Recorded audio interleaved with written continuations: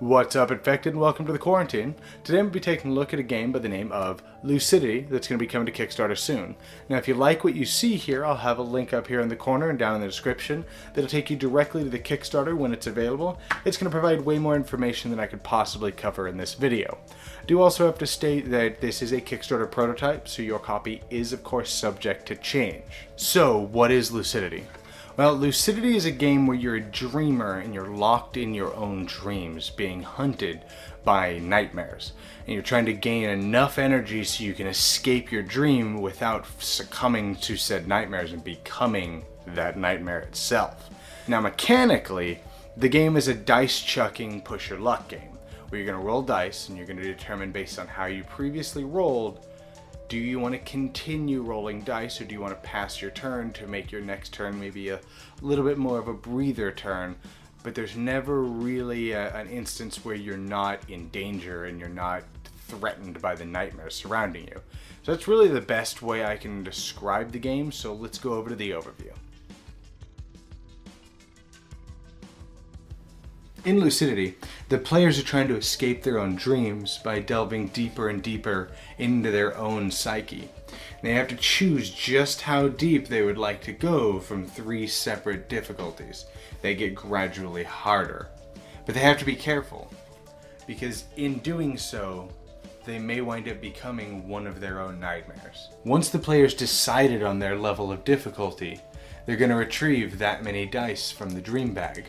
But they're always going to get to choose to return up to 2 of those dice. Now the dice that they choose are very important, because based on the color of die, they all have different facings, but they also do different things if they're applied as shadows in the player's subconscious.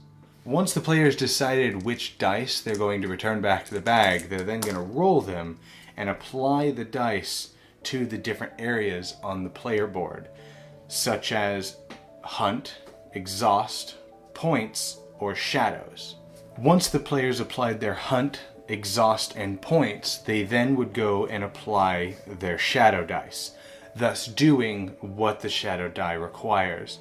So as soon as I place an imprisonment dice here, I have to switch one of my exhaust dice to its shadow side, making it that much harder to cure the exhaustion. After the players have rolled their dream dice, they then get to decide whether they'd like to rest and try to recover, or whether they'd like to push their luck and do it all over again.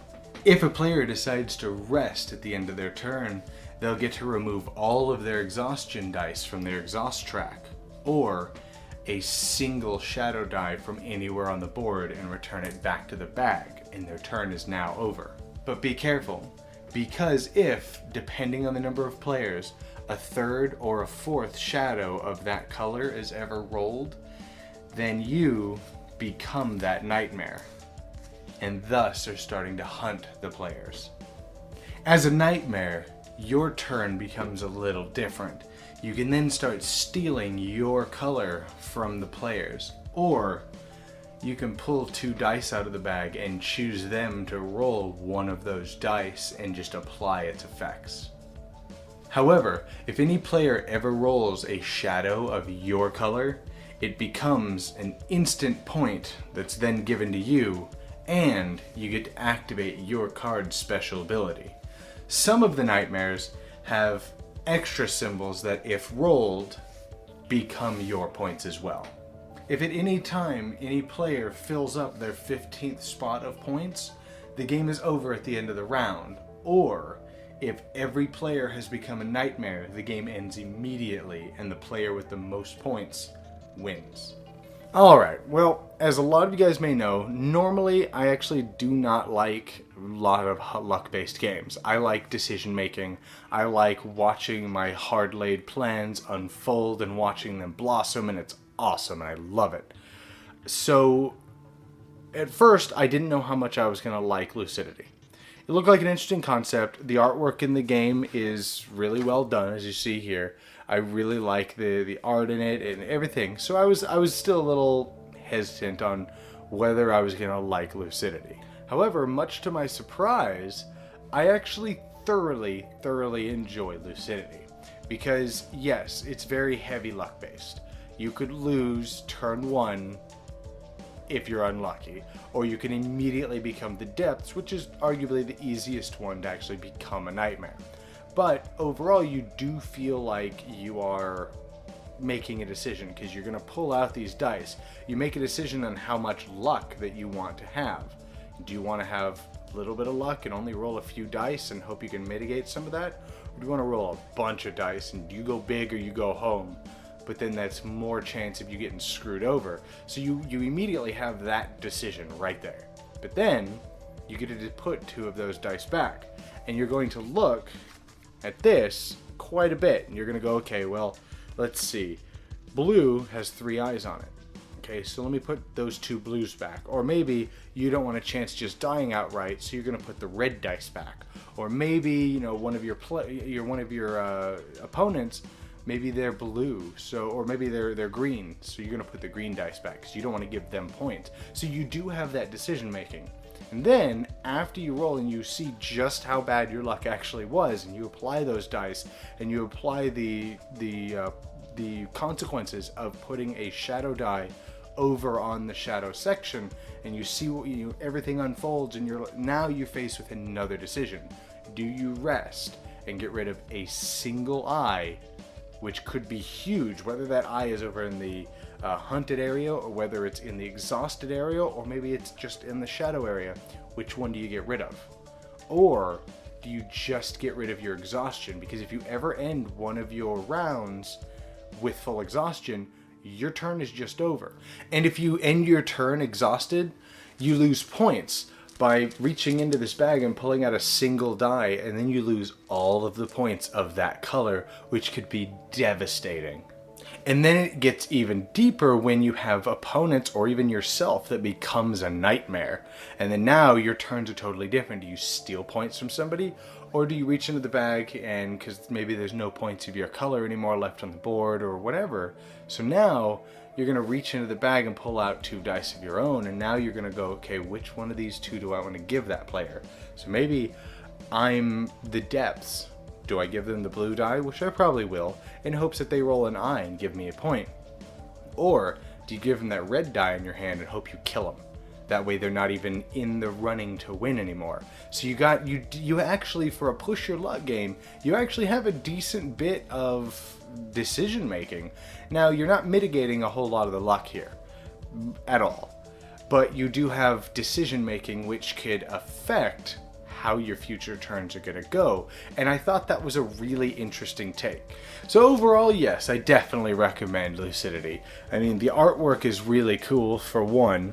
I love the artwork here. I love how the contrast of the really dark, and where you're in a dream and everything's dark and it's black and white, but there's accents of color around the iris of the eye, and then the names on the character cards, but then the nightmares are in full color. And I thought that was kind of a really cool design choice. And then and it's something small, but even the bag is black, but the dice that are in it are colored, and it just, everything seems to fit really neat. And I don't know if this was intentional, but these clear beads, when you put them over the number, it kind of distorts it a little bit, as though you're in the dream world. And I thought that was a nice little touch. I don't know if it was intentional, but that's definitely the way it's portrayed, and just everything about the game is really fun and a little thematic, but, you know, about as thematic as a little push your luck dice chucker can be. However, that's not to say the game is perfect, by no stretch of the imagination.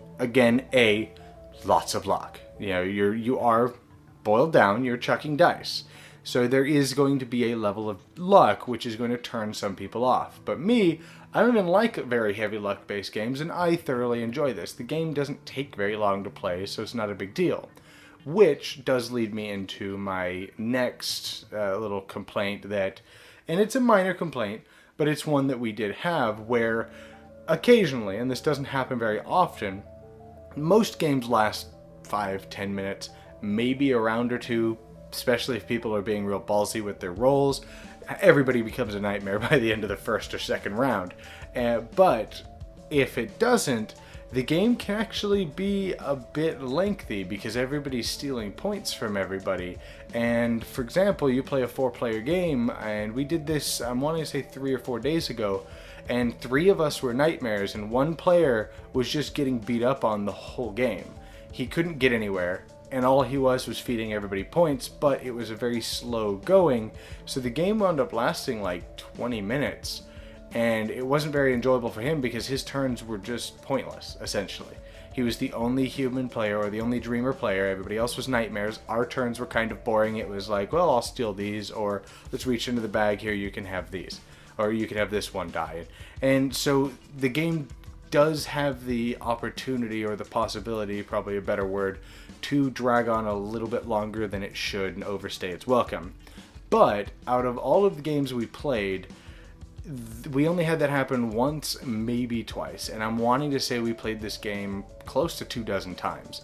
Everybody that's played it, even the guy that we just kind of sat there and kicked the crap out of him the whole game, even he enjoyed it. It wasn't a bad game even then. It was just not very entertaining at that time.